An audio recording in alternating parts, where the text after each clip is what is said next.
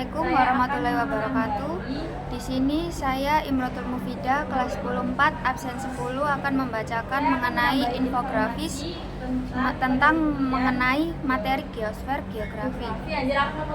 Yang pertama di sini ada lapisan bumi, yaitu atmosfer, lapisan gas yang mengelilingi bumi terdiri dari campuran gas seperti nitrogen, oksigen, dan argon. Yang kedua, litosfer, yaitu lapisan batuan yang membentuk kulit bumi meliputi kerak benua dan kerak samudra. Yang ketiga, hidrosfer, yaitu lapisan air di bumi yang meliputi seperti samudra, laut, sungai, danau, dan air tanah. Yang keempat, ada biosfer, yaitu lapisan yang menjadi tempat tinggal makhluk hidup meliputi tumbuhan, hewan, dan mikroorganisme. Yang terakhir yaitu antroposfer, yaitu lapisan yang menunjukkan interaksi manusia dengan lingkungan, seperti pembangunan, pertanian, dan industri. Selanjutnya ada fenomena geosfer, yaitu yang pertama contoh fenomena di atmosfer ada cuaca, iklim, dan badai. Selanjutnya contoh fenomena di litosfer ada gempa bumi, gunung berapi, dan erosi. Contoh fenomena di hidrosfer yaitu banjir, kekeringan, dan gelombang pasang. Contoh fenomena di biosfer yaitu interaksi antara spesies, rantai makanan, dan kekayaan hayati. Yang terakhir, contoh fenomena di antroposfer yaitu polusi, perubahan iklim, dan urbanisasi.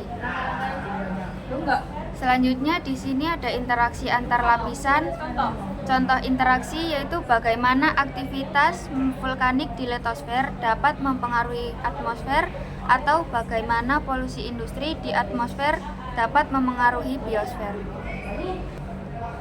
Di sini saya akan memberikan informasi lain mengenai materi geosfer, yaitu ada dampak pada lingkungan, yaitu pada iklim.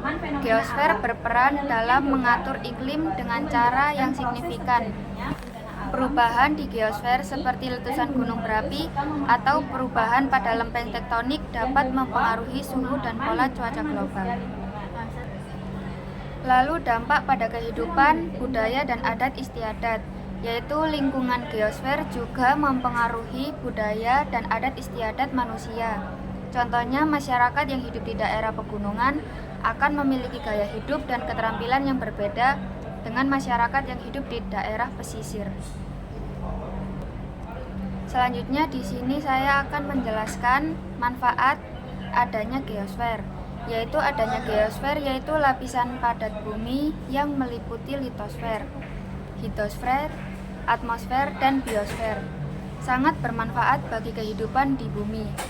Geosfer memberikan sumber daya alam seperti mineral, batuan, tanah, dan air yang penting untuk pembangunan, pertanian, dan industri. Nggak hanya itu, selain itu, geosfer juga memainkan peran penting dalam mengatur iklim dan cuaca, serta melindungi kehidupan dari bahaya alam seperti gempa bumi dan letusan gunung berapi. Selanjutnya di sini ada prinsip-prinsip geosfer dalam ilmu geografi. Yang pertama, prinsip penyebaran atau distribusi. Prinsip penyebaran ini atau distribusi mengkaji penyebaran di bumi antara suatu wilayah dengan wilayah lainnya yang tidak merata keseluruhannya. Selanjutnya yang kedua, prinsip interrelasi.